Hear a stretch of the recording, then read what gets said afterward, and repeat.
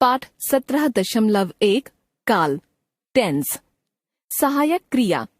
क्रिया पदबंध में से मुख्य क्रिया को अलग करने के बाद जो अंश शेष बचता है उसे सहायक क्रिया कहा जाता है।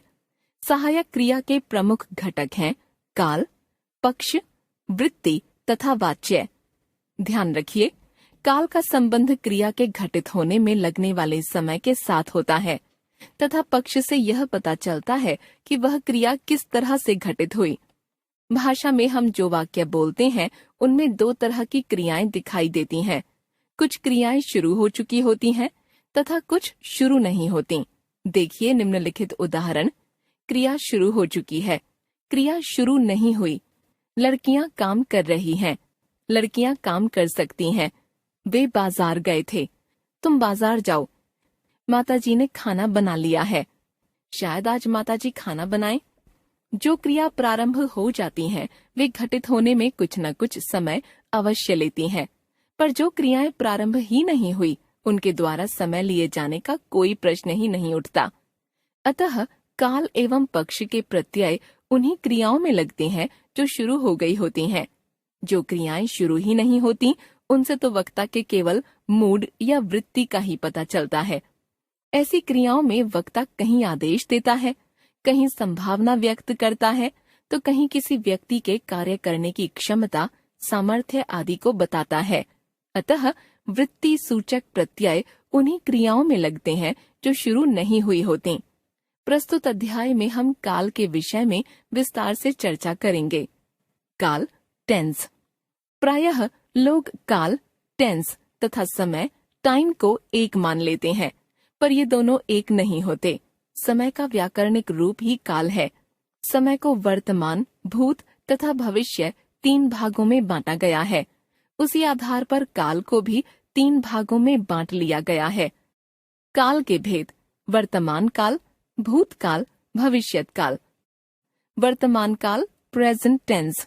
भाषा में जिन चिन्हों से यह पता चलता है कि क्रिया वर्तमान समय में घटित हो रही है या होती है, वे चिन्ह वर्तमान काल के चिन्ह कहे जाते हैं तथा वह वाक्य वर्तमान काल का होता है।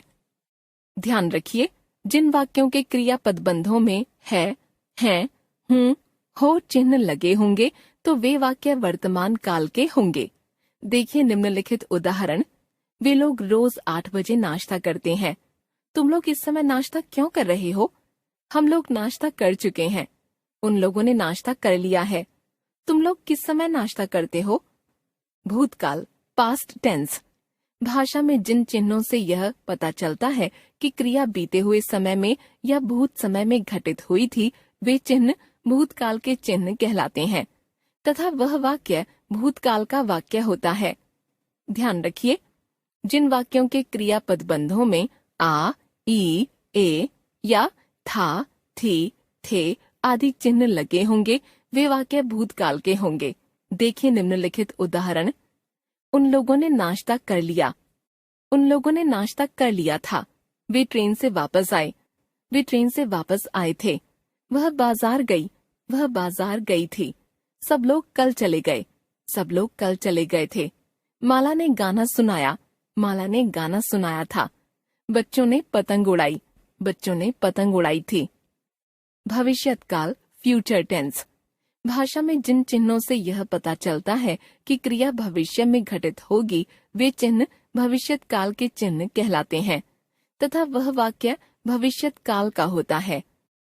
ध्यान रखिए, जिन वाक्यों के क्रिया पदबंध में गा, गे, गी आदि प्रत्यय लगे होंगे वे वाक्य भविष्यत काल के होंगे। देखिए निम्नलिखित उदाहरण।